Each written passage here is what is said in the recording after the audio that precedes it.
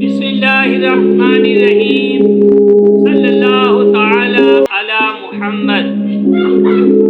سیدنا فاروق اعظم رضی اللہ تعالی عنہ نے ایک حکم نامہ دریائے نیل کو لکھا۔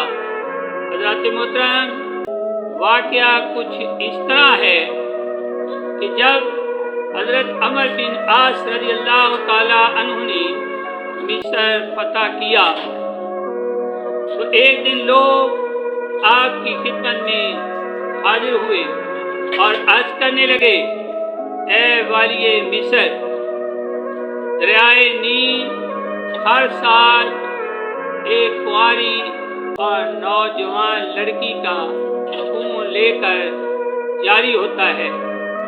جب آپ نے یہ سنا تو فوراً ایک خط خلیفہ وقت سیدنا فاروق اعظم رضی اللہ تعالی عنہ کو لکھا، جس میں یہ سارا واقعہ لکھ دیا۔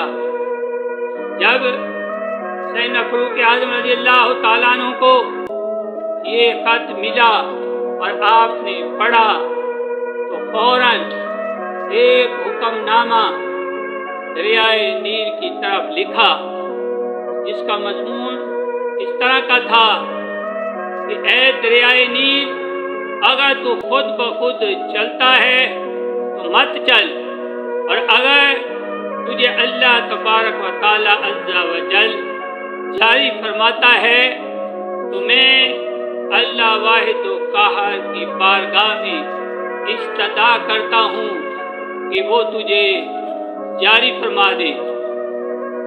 حضرات محترم، جب گورنر مصر نے یہ خط دریائے نیل کے اندر ڈال دیا تو دریائے نیل کا پانی فوراً جاری ہو گیا اور معمول سے 16 گز پانی اوپر چڑھ گیا، جو آج تک جاری ہے۔ سبحان اللہ! اس سے معلوم ہوا کہ اللہ تبارک و تعالی جل شانہ نے سیدنا فاروق اعظم رضی اللہ تعالی عنہ کو روحانی طاقت و قوت عطا فرمائی تھی اور آپ کو بحر و بر کی حکومت عطا فرمائی تھی۔